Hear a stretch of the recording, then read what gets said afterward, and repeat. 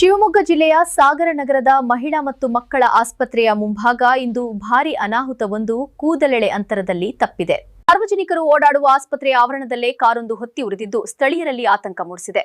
ಆದರೆ ಈ ಬೆಂಕಿ ಅಪಘಾತದ ಹಿಂದೆ ಸಾರಿಗೆ ನಿಯಮಗಳ ಉಲ್ಲಂಘನೆ ಹಾಗೂ ಅಧಿಕಾರಿಗಳ ನಿರ್ಲಕ್ಷ್ಯದ ವಾಸನೆ ಬಡಿಯುತ್ತಿದೆ. ಈ ಕುರಿತ ಒಂದು ವರದಿ ಇಲ್ಲಿದೆ ನೋಡಿ. ಸಾಗರದ ಶಿವಮೊಗ್ಗ ರಸ್ತೆಯಲ್ಲಿರುವ ಮಹಿಳಾ ಮತ್ತು ಮಕ್ಕಳ ಆಸ್ಪತ್ರೆಯ ಆವರಣ ಇಂದು ಕ್ಷಣಕಾಲ ಭಯದ ವಾತಾವರಣ ಸೃಷ್ಟಿಯಾಗಿತ್ತು.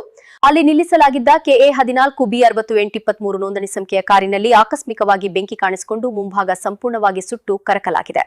ತಕ್ಷಣ ಎಚ್ಚೆತ್ತುಕೊಂಡ ಸ್ಥಳೀಯರು ಬೆಂಕಿ ನಂದಿಸುವಲ್ಲಿ ಯಶಸ್ವಿಯಾಗಿದ್ದರಿಂದ ದೊಡ್ಡ ಮಟ್ಟದ ಅನಾಹುತವೊಂದು ತಪ್ಪಿದಂತಾಗಿದೆ.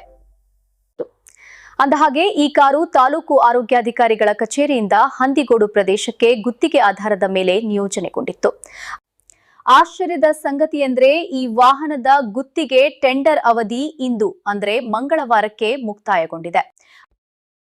ಟೆಂಡರ್ ಮುಗಿಯುವ ದಿನವೇ ಇಂತಹ ಘಟನೆ ನಡೆದಿರುವುದು ಹಲವು ಅನುಮಾನಗಳಿಗೆ ಎಡೆ ಮಾಡಿಕೊಟ್ಟಿದೆ.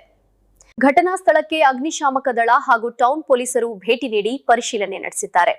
ಆದರೆ ಇಲ್ಲಿ ಅಸಲಿ ವಿಚಾರವೇ ಬೇರೆ ಇದೆ. ಈ ವಾಹನದ ದಾಖಲೆಗಳನ್ನು ಪರಿಶೀಲಿಸಿದಾಗ ಅಧಿಕಾರಿಗಳ ಬೇಜವಾಬ್ದಾರಿತನ ಎದ್ದು ಕಾಣುತ್ತಿದೆ. ಈ ವಾಹನದ ಫಿಟ್ನೆಸ್ ಅವಧಿ ಜೂನ್ 30, 2025ಕ್ಕೆ ಮುಕ್ತಾಯವಾಗಿದೆ. ಇನ್ನು ವಿಮೆ ಕಥೆಯಂತೂ ಕೇಳಲೇಬೇಡಿ. ಮೇ 31, 2024ಕ್ಕೆ ವಿಮೆ ಮುಕ್ತಾಯಗೊಂಡಿದ್ರೂ ಈ ವಾಹನ ರಾಜಾರೋಷವಾಗಿ ಸೇವೆಯಲ್ಲಿತ್ತು. ಅಷ್ಟೇ ಅಲ್ಲದೆ ಪಿಯುಸಿಸಿ ಕೂಡ ಏಪ್ರಿಲ್ 10, 2024ಕ್ಕೆ ಕಾಲಹರಣ ಮಾಡಿದೆ. ದಾಖಲೆಗಳೇ ಇಲ್ಲದ ಇಂತಹ ಫಿಟ್ನೆಸ್ ಇಲ್ಲದ ವಾಹನವನ್ನ ಅಧಿಕಾರಿಗಳು ಕಣ್ಣು ಮುಚ್ಚಿ ಗುತ್ತಿಗೆಗೆ ಪಡೆದಿದ್ದಾರಾ ಎಂಬ ಪ್ರಶ್ನೆ ಸಾರ್ವಜನಿಕ ವಲಯದಲ್ಲಿ ಕೇಳಿಬರುತ್ತಿದೆ. ಒಂದು ವೇಳೆ ಈ ಬೆಂಕಿ ದುರಂತ ಸಂಭವಿಸಿದಾಗ ಪ್ರಾಣಹಾನಿಯಾಗಿದ್ರೆ ಇದಕ್ಕೆ ಹೊಣೆ ಯಾರು?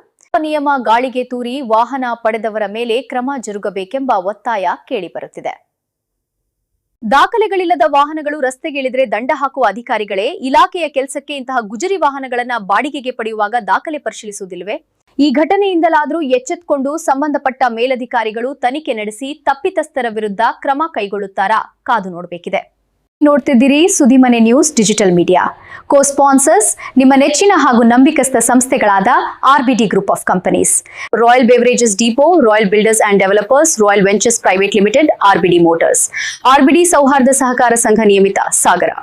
ಇದು ಜಮೀಲ್ ಸಾಗರ್ ಅವರ ಸಾರಥ್ಯದ ಸುದ್ದಿಮನೆ ಡಿಜಿಟಲ್ ಮೀಡಿಯಾ, ಸತ್ಯದ ದಾರಿ, ಜನಸಾಮಾನ್ಯರ ಧ್ವನಿ.